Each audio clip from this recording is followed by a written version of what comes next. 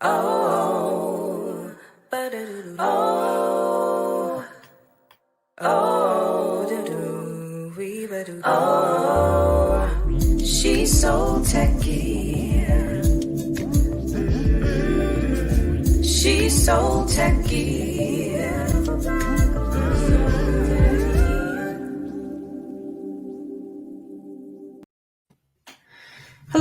Hello, everyone. I am so excited. My name is Leandra Jordan, and I want to welcome you to the She's So Techie podcast, where you are not the only one in the room. We are connecting with Black women and their allies who have fostered careers in the field of technology. The conversations are very much authentic. They're informative, and they aim to encourage Black women to build an interest in the world of tech. Now, today is a collaborative effort. We are joined by the Microsoft Midwest Toastmasters. As a matter of fact, I'd like to introduce you to Toastmaster Dan Ray. Hey, welcome. Hey there, Dan. This is a monthly meeting we have on Thursday nights. Welcome, fellow Toastmasters and honored guests. All right. And Dan runs the Midwest Toastmasters, which is located in which city, Dan? Chicago, Illinois. Chicago, Illinois. But it's now all virtual. It is all virtual, so all are welcome, and we really appreciate your attendance today. And we also like to recognize Women Take Tech of Atlanta. I know you're in the audience. Thank you so much for joining us. But Dan, you may have heard about Toastmasters, but can you tell our audience a little bit about Toastmasters for those that are not aware?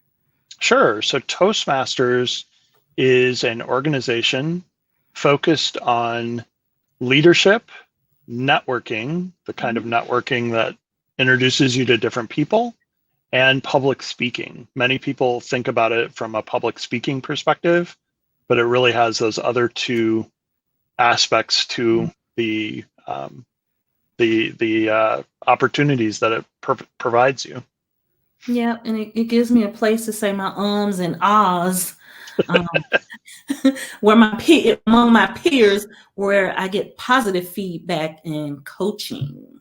So you want to show them a sample of a Toastmasters agenda? Sure. So this is the agenda that we typically use at our meetings. And it is, when we meet in person, a 2-page agenda. So if you're not familiar with Toastmasters, the second page is kind of your cheat sheet on everything that you might wonder about, like the table topics, which is essentially extemporaneous speaking. Mm-hmm. And we also have opportunities for humorists, or jokes of the day, thought of the day, and word of the day, or for us, week. Yes. As a matter of fact, do we have a word of today? We have a word of the day? We do. Emprise. And emprise is a noun, and the definition is an adventurous or daring enterprise. How do we usually work in the word of the day at a Toastmaster? So the goal, and I am horrible at this, the goal is to see if you can use the word in whatever role you have at a meeting. So whether that's the MC or the Toastmaster, whether that's a speaking role, whether that's an impromptu table topics response, which is a 1 to 2 minute response to a question you are not prepared for. Awesome. It reminds me of like one of my guilty pleasures, which is watching reality TV. I probably shouldn't feel so guilty. It's popular at this point. And some of the after shows, they'll say, we have a word of the day. And every time you hear this word, they'll have a challenge for you. So much like that, in Toastmasters, we try to use the word. We make it, it's purposeful, if you will. Anything else you want to share about Toastmasters? We may or may not have a Toastmaster table topic master. Mm-hmm. And at the end of the meeting, we have a general evaluation. That person takes us through evaluations of the speeches. Mm-hmm. So this evening, we'll figure out how to do that for this interview that we're doing live for the first time. Awesome. Well, can you tell us how, for those of us that may want to move over to the remainder of the Toastmaster meeting, can you tell us how we can find the Microsoft Midwest Toastmasters? Yes, let me put that in the comments for the meeting. It is on meetup.com. So if you're on meetup.com/ms hyphen or dash MTC for Microsoft Technology Center, that is where we normally meet in Chicago, Illinois. But again, we're all virtual for the last probably 6 months. Okay, awesome. So we can go to meetup.com and do a nice search. We know that you're located or you're out of Chicago, Illinois, and do a nice little search for Microsoft Midwest Toastmasters. Yep. All right. Well, thank you again, Toastmasters, for hanging out with us this evening. Now it's time for us to go ahead and introduce our special guests. So today, we are interviewing Dona Sarkar. Dona Sarkar is the principal advocate for Microsoft PowerPlatform. She's a tech speaker. I'm telling all of her business. She's an author. She's a fashion designer. She is a boss.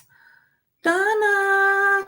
Hi, everyone. Thank you so much for having me. Sorry I didn't know how to use StreamYard until right now. It's okay. It's new for all of us. What do you do? Just click the link on it. I'm like, oh, okay, cool. That makes sense. Yeah. So, Donna, can you see the word streaming at the bottom of the window there? Are you able to see it? Do I see the word streaming? I see the word emprise. That's it. Yes. Oh, yeah. Emprise is the word of the day. Emprise. What's emprise? Oh, an adventurous, daring enterprise. Oh, I like it. I like it. I can think of an enterprise right now that's adventurous and daring. Definitely. So, Donna, we're so happy that you're able to welcome to join us today. And usually in your introductions, because I do watch your interviews, you have extended the stage to give me an opportunity to have a voice as well. And you're known for quite a few things. You've accomplished a lot. And a lot of what you have accomplished is public facing, right? Yeah. But is there something that, let me ask you this, what do you believe you're most known for? What am I most known for? Probably saying inappropriate things on camera. I mean, that's just true. So yeah, people, I think it's my inability to have a filter properly. But in general, I think probably it's for tech. I've been in tech industry for 15 plus years. Yeah, 15 plus years at Microsoft across all sorts of tech, mainly Windows, HoloLens, and now PowerPlat. So probably that's what I'm most known for. I would love one day to be known in the fashion world, but right now no one knows me in the fashion world. And that's okay because, life is very long and we have lots and lots of time to do all the things we want to do. Oh, I like that perspective, Donna. I like it. Mm-hmm. We mentioned the Microsoft Power Platform. Mm-hmm. I want to talk a little bit about what that is. What is that Power Platform? Yeah, so Power Platform is a low-code set of tools that anyone in the world can use to build things to solve their business problems.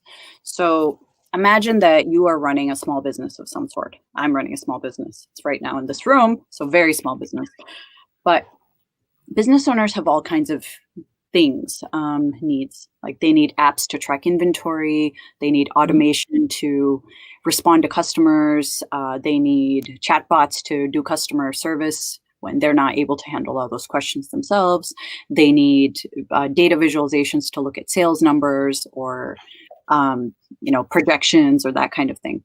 Now, what usually happens is business owners then need to start hiring people with specific vertical expertises to do these jobs. Mm-hmm. They need to hire devs, they need to hire finance people, they need to hire accountants and lawyers. And most small business owners do not have the kind of money needed to hire these kinds of individuals. Usually it costs, 6 figures to hire a developer to build apps for you. That is a lot And I don't know any business owner who's like, what to do with these 6 figures? I wonder what I shall do with all this extra money I have sitting around. That's not really a business person problem. So Right. it's far better for business owners to go out and learn Power Platform and build all this themselves, because not only can they customize it to be exactly what they need, but they can also update it themselves and keep it up to date with their latest business pivots or whatever needs they have, rather than not just hiring a dev, but keeping on hiring that dev to make all these updates and adjustments. So I find it very freeing for people to learn to do their own development. And no one is saying, hey, business owner, go off and be a dev now for a living. We're saying, no, build the right thing to solve your own specific problem for your business. You know, you mentioned the chat bot. The first thing I thought about is that's a great solution, especially for small business owners who are entrepreneurs, if you will.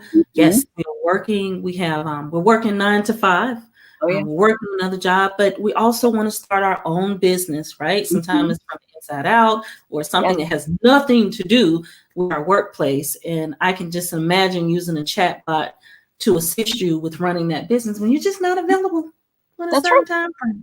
Absolutely. Yeah. Or if you have global customers, right? So I have customers all over the world. So just recently, customer in Denmark had questions about inventory and sizing. Like, do you carry inventory in a size 2XL? And ask it in the chatbot, and chatbot knows and responds because I've trained it. And they're able to get an answer right away versus 8 hours later when I wake up, check mail, take time to answer, et cetera, et cetera. So for these standard business questions that business owners get the same, I would say 10 questions over and over and over, and maybe a weird 11th one. But those 10 questions you get over and over, and you know exactly what they are. Just write a chatbot, build out the Q&A, and suddenly this bot's doing your work for you. And you've reclaimed all this time to go use your brain space to solve the harder, more hairy customer problems that we all have to deal with. And it's the technology, right? So I'm thinking, let's say I own a business. For example, you own, what's the name of your business, your fashion? My fashion line is called Prima Donna. I'm Donna. Prima Donna. And let's say I'm someone that owns a fashion business and I have no clue. Like, I know nothing about technology beyond how to get that money when I make that sale, right? It sounds complicated to someone that's never stepped a toe into that world. Any advice on tackling building that?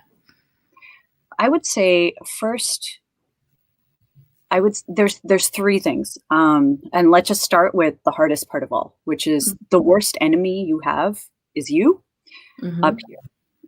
It's that voice inside your head that's wrong, but you're convinced that voice inside your head is right. And that's that voice that says, what business do you have trying to do this yourself? You're an entrepreneur, you're a salesperson, you're a marketing person, you're a product maker. You're not a dev. You can't solve this by yourself. You may as well go out and hire a dev. So tell that voice to shut up, because millions of people solve these problems themselves, and there's no reason you can't. I have never, to this day, I've been in PowerPlat land for about almost a year. It's about 10 months. I have not met one person who cannot make a chatbot on a first try. Not even one person. 0 people. And I've talked to a lot of people. I've talked to probably over 100,000 people by now. I've met 0 people who cannot make a chatbot on a first try. Therefore, I know you can make a chatbot on a first try, whoever out there is watching. Good. So 1, you get out of your own head. 2nd, keep in mind that you are learning and iterating. It's not that the thing you build today on day 0 is the thing that's going to run your business for you. You're going to build it to learn, to iterate, to grow. So just keep that in mind. And the 3rd, take it one thing at a time. Do not today decide you're going to build an app and a chatbot and automation, and you're going to build a visualization dashboard. Don't do it. Just trust me on this. I thought I was going to do that, and I'm a dev. That didn't work out. So don't do it. Focus on one business problem. Just visualize the most important business problem you have that's super annoying.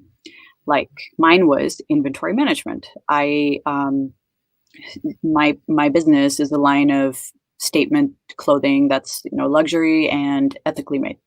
They're all here in this room. There's a bunch over there as well. Now, I have small batch inventory, but it's still a whole bunch of inventory.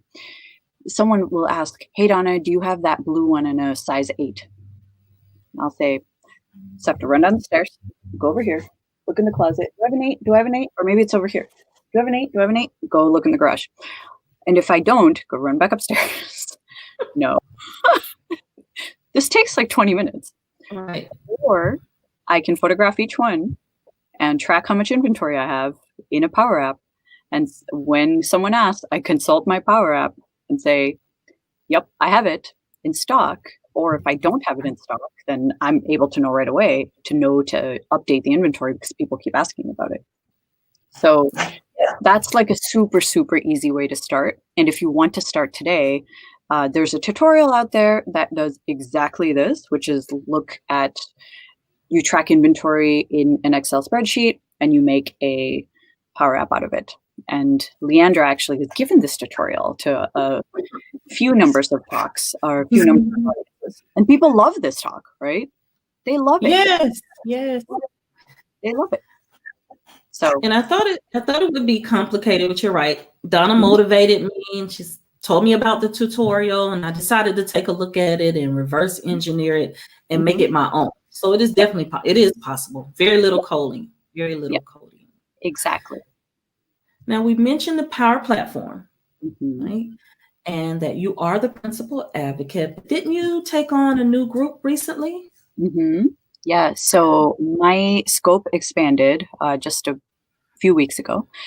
And mainly because of there's a business need where when you look at a company all up, it's very rare that business problems are solved by a specific kind of people doing a job.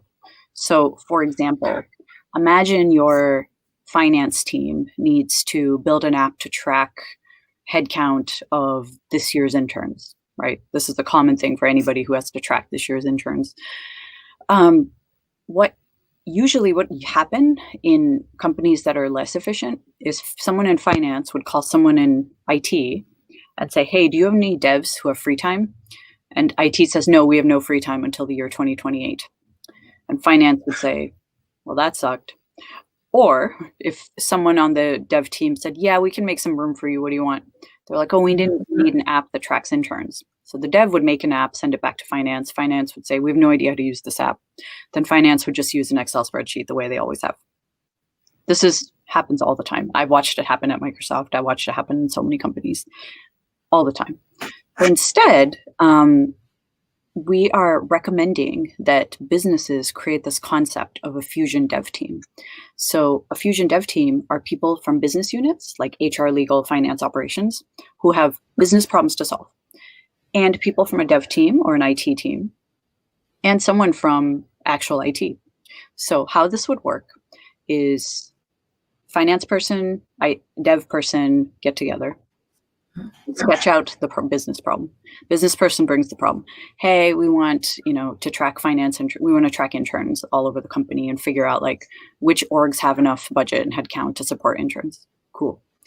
So they would say this is the business problem, and the dev person would say, cool, what you need is a data store that you need to track all the interns. And do you want to track by manager? Yes. Do you want to track by, or like which department they're in? Yes. Do you want to track if they've been here before? Yes. So they would sketch out the data store and they would hand over the data store. They might build something from scratch based on what they have in the company, or they may use something that already exists, like use SQL or use Common Data Service or use SharePoint. I don't know. Use this thing, put all your info in there. So finance person would put all their info in there. There's like, here's 800 interns, blah, blah, blah. Now they would go work on the UI. Okay, what do you want this app to look like? What do you want it to work on? Is it on tablets or is it phones or is it a browser? They'd say it's on phones. Okay, so on phones, what do you want to see on the main screen? What are all the fields you want to see for each intern? Okay, I want to see blah, blah, blah, blah, blah, or each department. What are all the different ways you want to pivot this data? So together, they would go sketch out what they want the UI to look like. And the finance person, because this is low code, they can say like, I want these fields, I want those fields, I want this thing. And the goal is that the citizen developer, the one who's in finance, who's not a traditional developer, can actually build the UI themselves. And it plugs into the data source that the professional developer, the coder, has built. Now, this is when IT gets involved and says, stop. We have to make sure this data does not get out. It only has accessible by people in which departments? Just finance, just managers. So they work with the permissions in the admin center, in the Power Platform admin center. And then they say, okay, let's deploy out to all these people who need it. And as you all make updates to this app, because maybe you forgot a field, like intern is remote or not remote, intern is in the US or not in the US, then let's make sure to redeploy to all these people. So that is a Fusion Dev team. And it is how so many businesses are starting to think about business, because rather than each team working in isolation, let's bring the coders and the non-coders together to solve business problems. So the true sense of the word fusion. Exactly. Eclectic, definitely a collaborative effort. So that's my new team. I'm leading Fusion Dev's advocacy. So I now have people on my team who work specifically with citizen devs, people who work with .NET devs, and people who work with Java devs. .NET and Java, of course, are like two of the most popular coding languages on the planet, especially for enterprises. So it really enables us to reach all these Fusion Dev teams or help grow Fusion Dev teams in all of these companies that we know of. Growth, Donna. You're talking my language. Growth, collaborative efforts, incubation, innovation, something to create something great, which reminds me of the topic of this particular episode is the power of tech community. Now, I ask you, what do you believe you're most known for? You gave me the answer. I asked what you believe. But many of us know you from building a global community of over 17 million? Yeah, I think it's more than that now. I think it's 18 million insiders. Ooh, Windows Insiders. And also, you did also do advocacy on the Microsoft, is it HoloLens, right? HoloLens, yeah. Before advocacy was a thing, it was just dev engagement from within the product team. So it was building out the first dev kit. So the samples, the coding tutorials, the assets that people could use to build their first apps, building the first set of hackathons. So I did all of that. And that was fun for HoloLens 1 because no one had seen this device. No one knew how to build for this device. My vision was we need to bring non-devs to the table. So it was like Fusion Devs before Fusion Devs was a thing. So we had people who, I really wanted people who worked in theater because if you work in theater, you know how to build a 3D world, right? Because it's all about building a 3D world. You have to make use of space really in a compelling way. You have to understand light and sound and all of the stuff that devs know nothing about. And you have to know how to tell a story because in a 3D app or visualization, you have no idea where to go because suddenly you've got like 365 ways that you can mess this up. So what is the story? Where do you start? Where are you looking when you open the app? Why are you looking there? Where do you turn to next? Is there something behind you? Why is it behind you? So you need theater people who really understand how to make use of a full space that everyone can visualize themselves in. So that was my Fusion Devs before Fusion Devs was even a concept. How do you bring together theater people, movie people with tech people to build really good holographic apps? I think I would imagine that it's pretty awesome to get that immediate input, that immediate feedback without going through the process of putting it out and have to go back and fix something that you may not have thought about. Diverse ideas. I'm sure I would imagine that contributes to what do you tell me, Donna? What contributes to some of the what do you believe drives some of the most creative solutions? I think there are three things that lead to innovative solutions that haven't been done to death. One is bringing together people from very different worlds. Like if I were to go out and try to solve a problem with a bunch of nerds exactly like me, we would have the exact same solutions we've all come up with. Versus introducing someone to the mix who's completely outside the industry. So we would hire like a musician and say, how would we do this, blah, blah. They're like, well, the way bands and gigs and music groups and studios work is blah. We're like, oh, fascinating. I never thought about it. We'd bring in a sports person who'd talk to us about sports things. I don't know anything about sports. So people from completely different worlds bringing knowledge of their world is the way to disrupt an industry and to like really trigger innovation in different ways. There's a reason people in Silicon Valley who do so well at growing new companies have nothing to do with that industry, right? Like Elon knew nothing about cars when he started Tesla. He's not an auto engineer. He didn't know anything about spaceships. Jeff B knew nothing about book sales. Just like so many, the Uber founder knew nothing about taxis.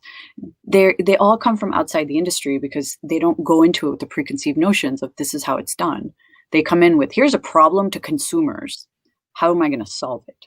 So they don't look at it with the expertise of how I built it, but they look at it of how I use it. So I find that to be really interesting, bring in outsiders. Second one is have a very regimented experiments model.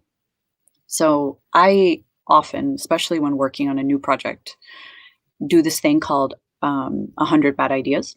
So in OneNote, we'll do a shared OneNote with everyone on the team and say, everyone list your 100 bad ideas. We're going to list 100, and until we have 100, we're not proceeding. And we'll state the problem. So right now, a real problem we're facing is we want to connect with more Power Platform users in Latin America. How do we do that?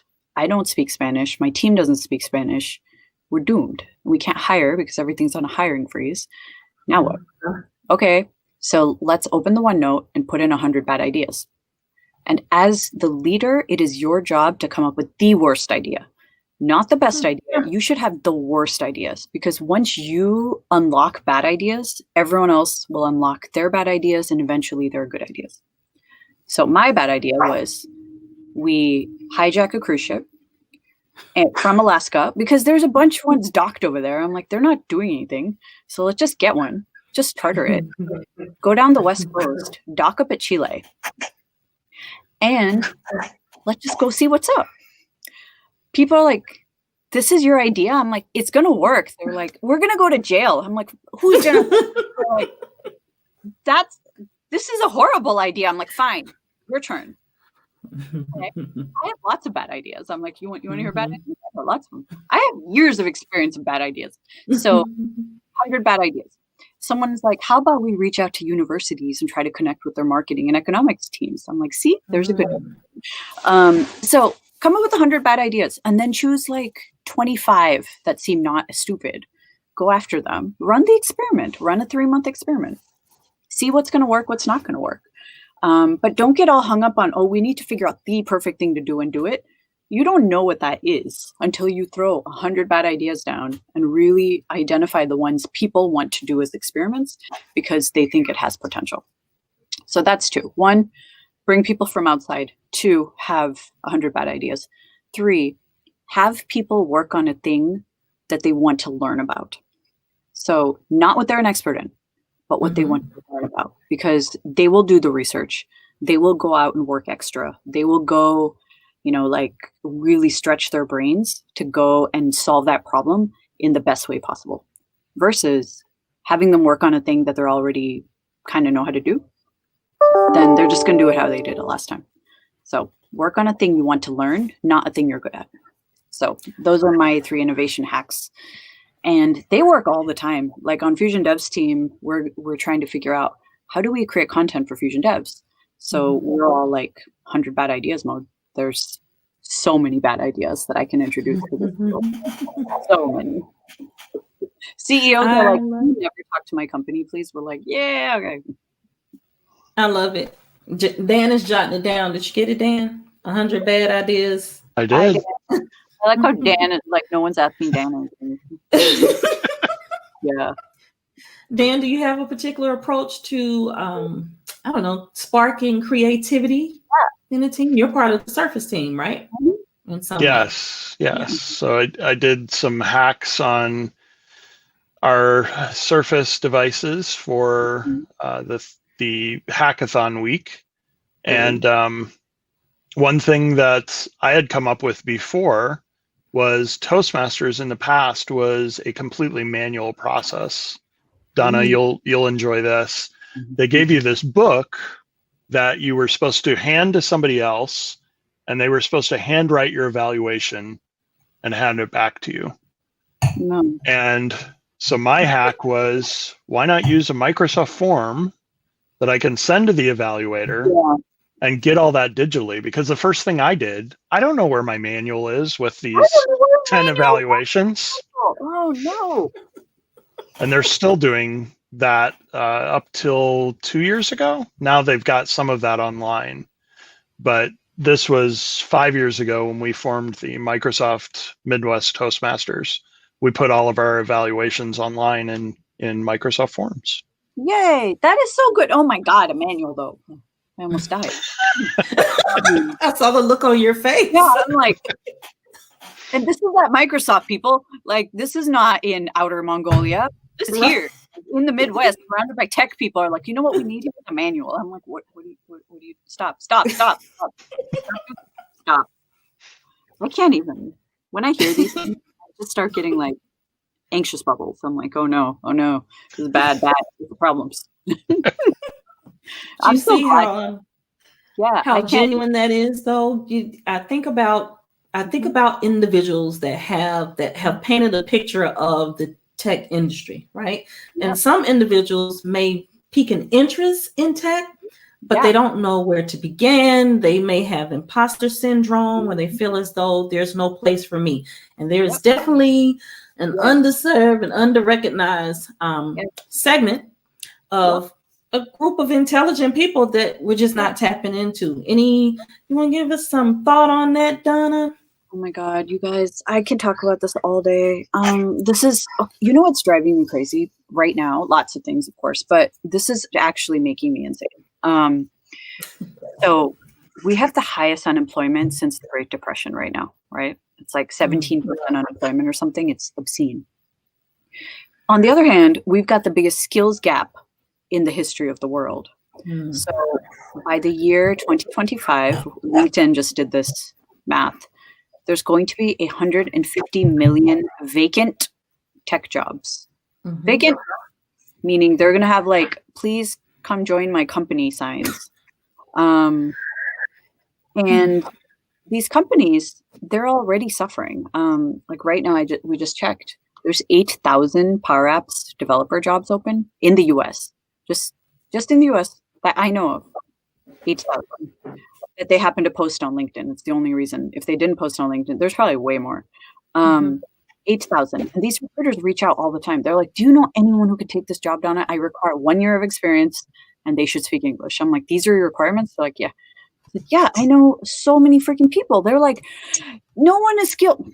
So we've got this problem where there's so many people who are out of jobs. So many people who are ready to offer jobs.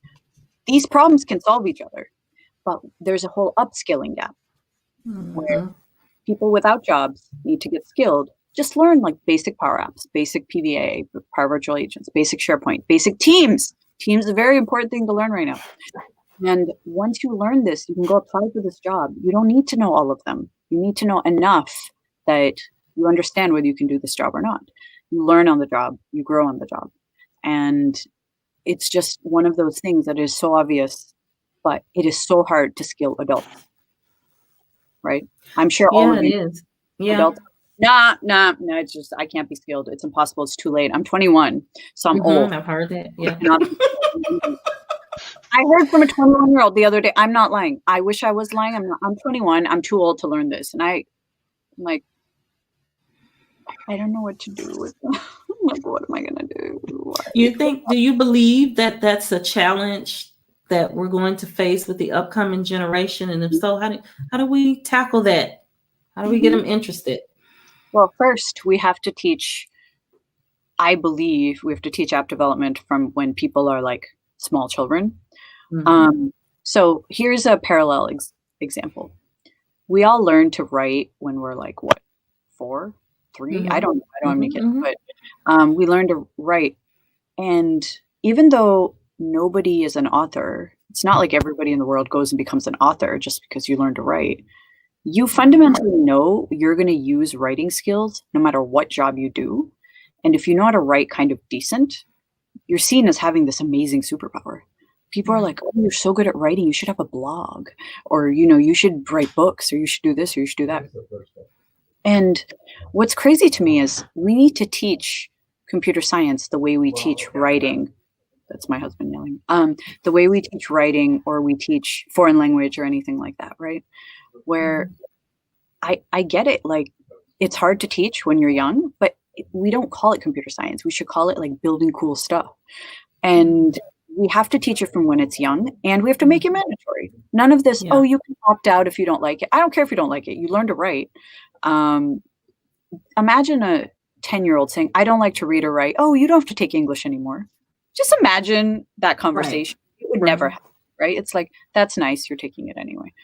It's just one of those, you make it mandatory. And knowing not everyone will be a computer scientist, but everyone will have this basic skill that you're going to need in your life. It's just going to happen. But I believe it has to be mandatory from school, because it's very hard to introduce adults to doing a thing when they're feeling like a total imposter. Yeah. Like, we wrangle with this all day, right? The three of us have tried to upskill how many people? And how many of them, 75% are like, oh, it's hard. Oh my God, what are you going to do? I'm like, okay. Yeah. And we mentioned imposter syndrome. I guess I shouldn't assume that everyone knows what that means. What does it mean to you? Because that was one of your TED Talk topics, wasn't it, Donna? Yeah. So imposter syndrome, I think, is actually a global epidemic, where it is this feeling that you are so not qualified to be doing X thing. And usually it's a thing you're already doing, and you think you're not qualified to do it. Now, it's adult onset, though. No kids have imposter syndrome. It's something that we do to each other and to ourselves, because there's no kid who, like when you're young, new kid on the street, shows up with a cool bicycle. You don't know how to ride a bicycle. Someone's like, you're like, I want to ride a bicycle. Never mind, you have no idea what you're doing and never ridden a bicycle in your life. You're not like, no, I'm too much of an imposter to ride a bicycle. I definitely don't have the qualifications. Like, no one asked you, Lance Armstrong. Like, that's not really a thing. But as an adult, we will imposter out of the most basic thing. Like, I want you to speak at our team meeting. Oh, no, I can't speak in public. I'm not good at it. It's like, have you ever done it? No. How do you know you're not good at it? Because I've never done it. Like, exactly. So go do it so you could do it. Just because you've never played the violin doesn't mean you can't learn to play the violin. It's just like it's totally adult onset, where we believe that after the age of something, I don't even know what that age is. It might be like 16, 18. If you don't know how to do it, you cannot learn it. It is impossible to learn. And I find that to be crazy. So I think imposter syndrome is a global epidemic. It's just a fixed mindset thing. And I've come up with a spell. It's a 10-step spell to kick your own ass out of your comfort zone and overcome your imposter syndrome. And whenever I give this talk, people are like, this is so revolutionary. I'm like, because it's just undoing your thinking in your own head. Again, it comes back to your worst enemy is you. That's it. There's no one standing in your way. There's no gatekeepers. Or if there are, you just kick their ass out of the way. But in fact, it's you. You are the worst. You are, in fact, the worst. The worst. Do you have those types of conversations growing up with your parents, Donna? Oh, yeah, totally. I mean, my parents are Asian, so they're, very conservative. They were like, are you sure you know what you're doing? I'm like, of course not. And neither does anyone else. And you just kind of have to, once you realize no one knows what they're doing, like no one. And the higher up you go, the less you know what you're doing. Very few people who can advise you. Like, the more senior you get, the less people have a clue. So you're not really following in anyone's footsteps, because there ain't no footsteps. So I think it's just one of these things where my parents were like that. They imposter about the strangest things. They're like, oh, I don't know if we know how to do that. I'm like, you don't, but you can figure it out, because you figured out everything else until now. So we grossly underestimate ourselves. If we knew how much power we had, we would just be unstoppable people. Agreed. As a matter of fact, we have someone in the we have a comment. Let me put it up there for you. I'm working this yard stream, the stream yard. I'm working it. Oh, Johnston wants to know, what are the 10 steps? Oh my God, there's a lot of steps. All right, so I'm going to do the 10 steps and attempt to. So I wrote this. If you really want to know, like, it's in copious detail in the Imposter Syndrome Vanishing Spell with stories. But I'm going to attempt to go through them and see if we can remember. Ready? Okay. So step 1, acknowledge what you're feeling. just acknowledge it. Just say, I'm not feeling qualified to do X. So let's go through an example of something that I'm not feeling qualified to do right now. Real one. I'm not feeling qualified to lead a dev advocacy team that has Java in it. Okay, just state it. Put it out there into the world, to yourself. I go through this in my journal and it really helps. So I, Donna, am not feeling qualified to lead a Java team. Cool. Step 2. What do you lose out on if you opt out of this? I'm like, well, I, Donna, lose out on learning this really important tech that half the dev world uses, that I dabbled in college, but I miss out on knowing about what Java people are talking about JCon and this and that, and they make Java jokes on the internet. I have no idea what they're talking about. I miss out. Okay. Step 3, what do other people lose out on? I'm like, okay. This is a hard one because I'm like, I don't think they lose out on anything if I don't do this. But then I think back to the companies.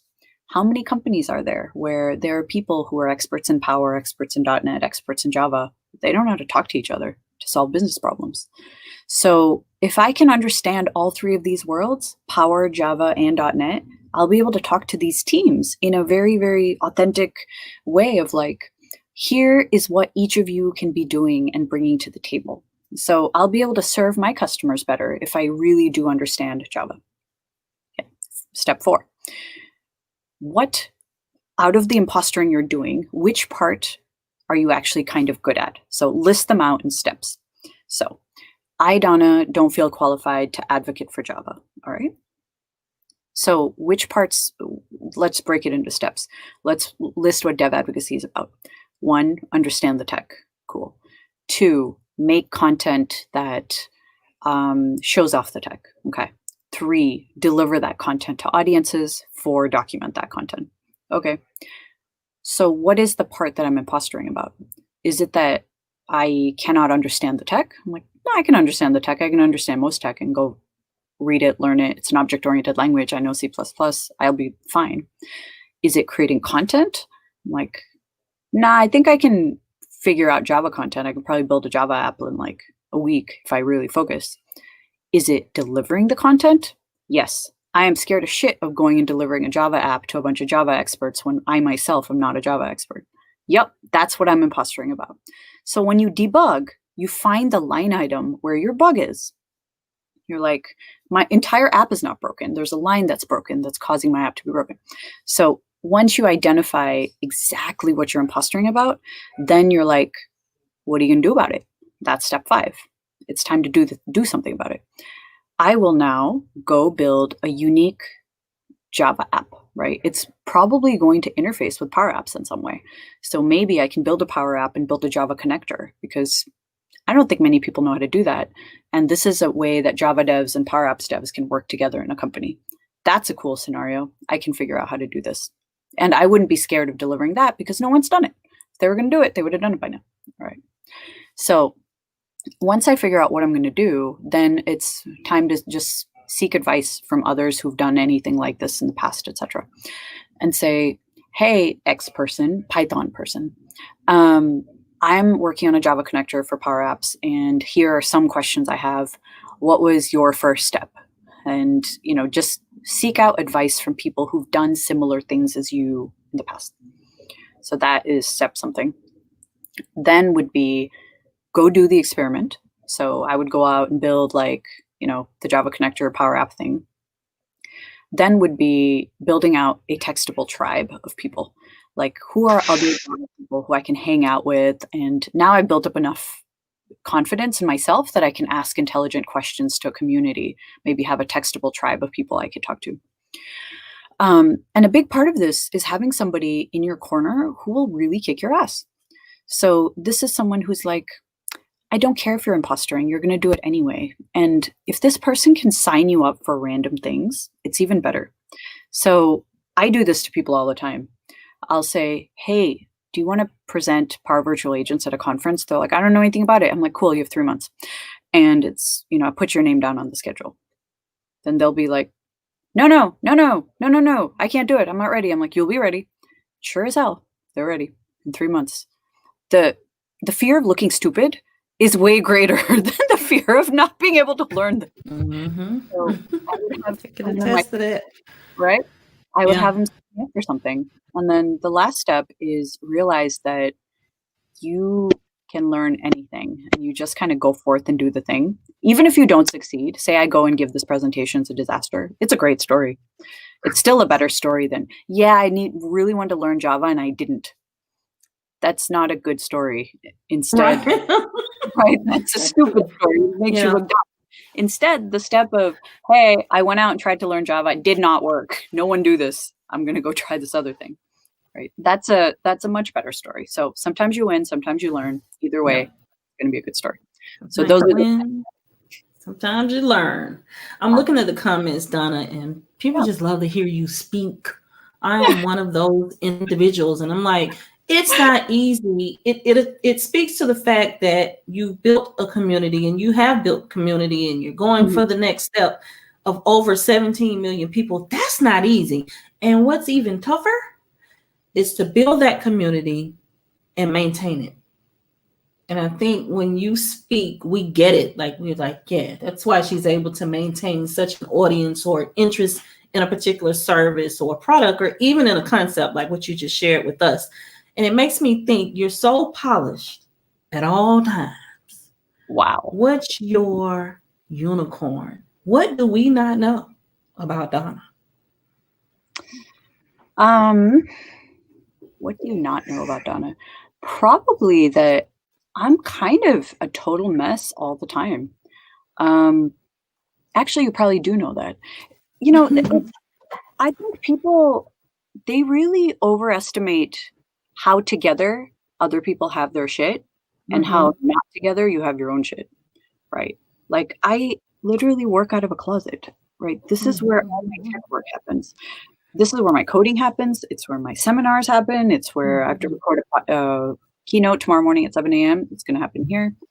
And every time some professional person dials in, they're like, do you have an office or something? I'm like, yeah, it's in Redmond. It's closed. They're like, oh, so you're going to be in this closet? And I'm like, or outside on the lawn. Like, these are the options. They're like, okay, no. So I think it's so important to be authentic, because the more you try to act like you've got your shit in order and act like you've got it all together, the less authentic and the less believable you are, and the less people trust you. Yeah. I think I value myself in being extremely honest. If someone says, hey, Donna, do you know about blah? If I don't, I'm like, the hell is that? Let's go find out together, right? Right. Yeah, I've heard of it. It's really interesting. You're like, what? No, that's not even, what does that even mean? I think the people we like the most and want to, hear from the most and we resonate with the most are the works in progress. Yeah. We are the ones who are like, hey, I am just figuring it out right now. Here is the framework I'm using. This might work for you as well. So I think that constant iteration, learn, and being in 100 bad ideas mode is actually really, really relevant for humans as well, right? Like, I have 100 bad ideas for myself. We're moving to Barbados for 3 months. That was my bad idea. We're like, this pandemic sucks. We're moving to Barbados. I like the idea of going and grabbing the ship. Yeah, that's sailing up the coast. Leandra doesn't see everyone. I don't know who I'm talking to, but Leandra doesn't think hijacking the cruise ship and sailing up into Chile is a horrible idea either. It's a great idea. No. Yeah, my husband is like, you're going to go to jail. We're not doing that. I'm like, who's arresting me? No, they don't even have jail right now. What do you mean? Yeah, like, no, it's going to be amazing. He's like, oh my God, we're actually going to go to jail. So it's, you've got to like keep the 100 bad ideas going for yourself, because otherwise you get boring. That's probably like the worst thing that can happen. You get boring. It's stagnant. You'll be bored with yourself. Stagnant. Yeah. Everyone will be bored with you. And in the midst of 100 bad ideas, what is the best compliment you've ever received? That is a question. The best compliment I've ever received. I know. I've received this a few times, maybe about 5 times, and I really, really like it, which was, I heard you or I talked with you, you introduced this idea to me, I went and I did the thing. Here's what happened. I love that because I don't want to inspire people because I'm not a motivational speaker. Like, oh my God, this is demotivational probably. But if I can inspire people to do the thing, usually it's the thing they want to do. They've always wanted to do it, but they're not doing it because of the voice in your head. And if I can convince people to kick that voice in their head's ass and go do the thing, then I'm very happy. So that happened today. There's a lovely dude who I met at a Latinx conference a few years ago. And I told him, you 800% Latinx people need to be telling your stories loudly because for some reason, the American public feels the need to tell your stories for you. Like Latinx people are like this or Mexicans are like that. I'm like, no. We should not be spelling that narrative. We shouldn't be telling your stories. You need to be telling your stories. And he did. He started this great group of other Latinx leaders. There are 400 people dialing in on a call today. He's like, I did the thing. I'm like, you did the thing. I'm so happy you did it. So when someone does the thing, I'm like, yes, this is great. You know, do the thing. I love it. You do the thing. Are there any new endeavors that you're taking on? I am actually working on a new talk. I'm going to give it tomorrow morning, actually. It's called Rules or Someone Else's Opinion. And it's 10 steps for how to be a corporate rebel without getting fired. So, yeah. I think this is the time to be a corporate rebel because all bets are off. You know, back in the day, it's like, oh, I work from home once a day and my boss gives me shit. That's never happening again. Or it's, you know, I wanted to do this weird experiment and I had to get permission from 12 people. That's not happening anymore because every company is like, how do we stay afloat? How do we stay afloat? How do we stay afloat? You know, let all the experiments happen. So I think now is the best time for corporate rebellionism. You know, there's all these studies that show that during time of economic downturn, that's when the most startups form. And that's when the most entrepreneurial ideas form within big organizations. So I think this is the time to make corporate rebellion like a real thing, a thing. And everyone's kind of out of their usual environment of being in the office. So there's no better time to find unique ways to solve these problems that have been around forever and ever and ever. So I've created this framework and I'm going to give it tomorrow morning and let's see what happens. But I think it's a mindset shift that we just have to embrace. But it starts with managers. Managers have to create a safe environment where it's like, all right, let's grow a pack of rebels and go forth and do the thing. Because it's hard for people to say, no, I'm going to go be a rebel in my environment when you don't have your manager. When you have your manager, you're good. Yeah. You know, we have another comment and it'll be the final comment coming from the group. There's quite a bit in here. Let's pick a question. She wants to know, can you talk about your personnel? Is it personnel board of directors or personal board of directors? Board of directors. Okay. Yep. I believe just like a company, a human needs a board of directors. So if you think about how a company chooses its board of directors, there are people who are good at different kinds of things. So for example, a company, say, that sells women's dresses, for example, would have a board of directors of someone who's an expert in textiles because they would have a rich history and all those deep relationships of people in textiles. They would have someone who's worked in scaling a retail brand from small to big because they would know how to do that. They would have someone probably kind of quirky, unorthodox, who's maybe a visual artist who would be like, have you ever thought about, you know, shades of green on walls? You know, they would have like cool, quirky ideas. Then they would have someone from totally other industry, like airlines, right? And so when you look at the Microsoft board, it's like that. It's like, you know, you've got, I think it's Indra Nooyi, right? Who used to be the CEO of Pepsi. You're like, why isn't Indra on this company? Because she runs a 100-year-old company for a long time. So it's just, the board is just very diverse. Reid Hoffman, who built LinkedIn. So why do we have Reid Hoffman? Because he knows how to build a company from literally $0 to $1 billion. So you think about all the people on boards, they're all really different. So personal board of directors is the same, where these are not your friends. So do not ask 5 of your good friends to be your board of directors, because they're just going to tell you what you already know. This is seriously serious. It's to help you grow in your career and dreams and ambitions. So choose people that you're slightly uncomfortable with, because they push you. So figure out what 5 areas are you trying to grow in, and find people who are experts and seek their counsel. Now, you may never meet with your board of directors altogether, because busy people are very busy. Companies' boards of directors get paid a lot of money to be on the boards. That's why they do meet, but you're probably not paying your personal board of directors. So you seek counsel from in very specific ways.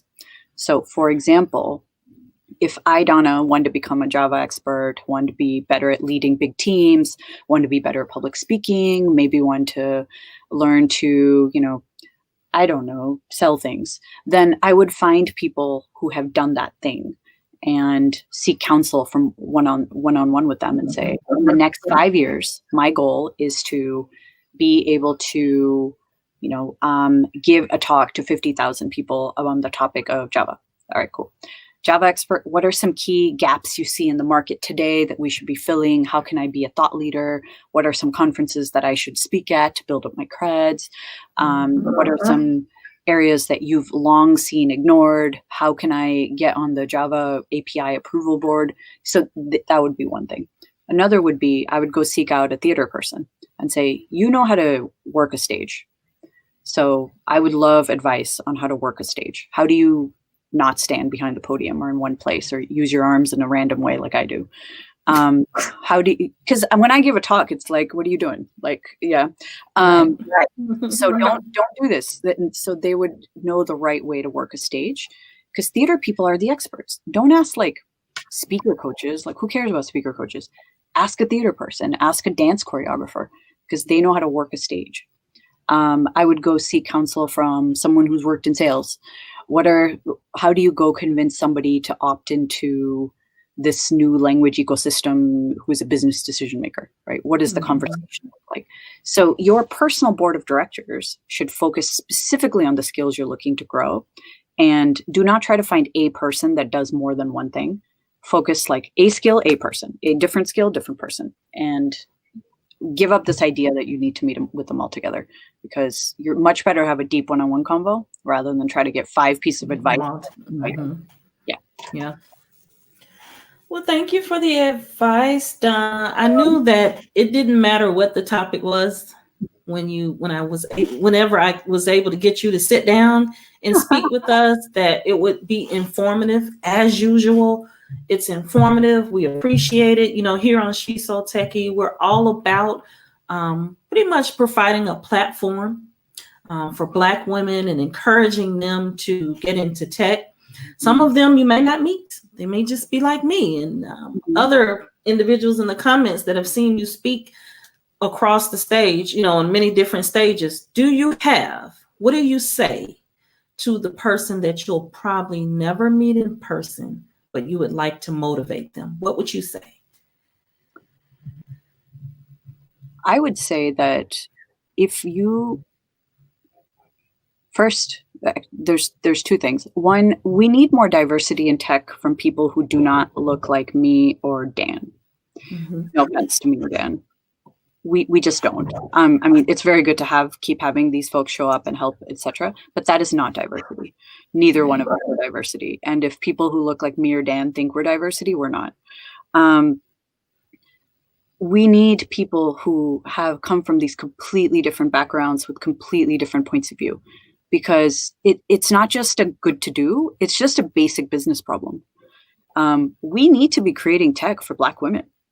And Black women start businesses at a higher rate than anyone in the US, like 8 times faster than anyone else, because they have to.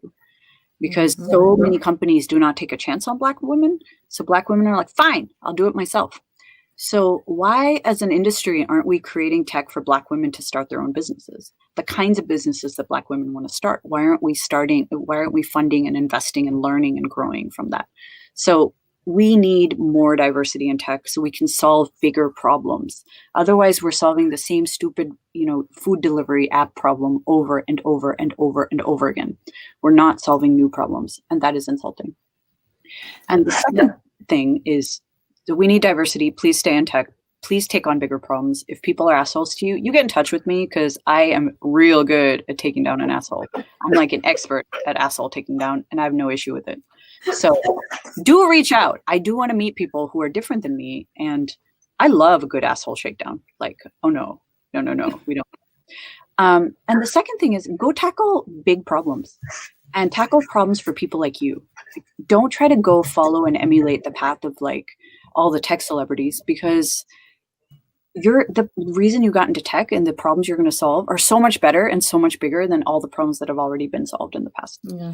So solve problems for people like you, like create opportunities for others who come after you so that you are not the only one. So you form a tribe of people who get you, and you're not alone in being alone, and make them all stay. Outnumber and outlive. Those are my mottos for dealing with assholes. It's like outnumber and outlive.